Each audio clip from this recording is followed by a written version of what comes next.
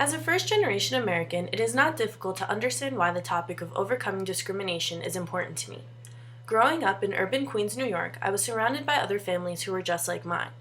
Their grandparents or parents moved to the United States from the Dominican Republic and had to learn an entirely new way of life. Then, my generation came into a world that all of these people spent years creating for us. I was born and learned how to speak two languages at the same time. If I went out with my grandparents, I became the translator. I didn't know any other kind of way of life, and I was happy with this. Fast forward to 2002. This is when my parents told my older sister and I that we were moving. I had no choice but to leave my comfort zone behind. Once I started school again was when I realized what discrimination was. Students in my class would question how it was that I could speak English since my family was from a different country. Little did they know that both of my parents are able to speak fluent English. At first I didn't care what they were saying, I knew the truth and that's all that mattered. But as the years went on, things got worse.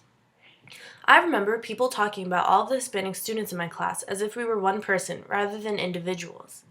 How could people be so ignorant and choose to believe what they thought they knew rather than what they saw? Being a minority definitely makes it harder to be successful in this society. The odds are against you, but don't make that your excuse. Proving everyone wrong and achieving your dreams is a great feeling. Take for instance the famous fashion designer Oscar de la Renta. He was born and raised in the Dominican Republic and now has a net worth of $100 million after creating an empire based on red carpet gowns and evening wear. Or world-famous baseball players David Ortiz and Robinson Cano. They were both born in the Dominican Republic and they're now celebrities in this country. Miss Universe 2003, Amelia Vega, she's also Dominican and was the first woman from that country to win the crown.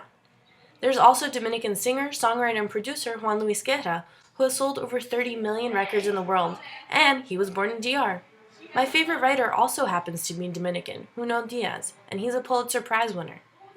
I'm not trying to say that Dominicans are the only ones who are successful in this country, but what I am trying to say is that you shouldn't put yourself down because of where you come from.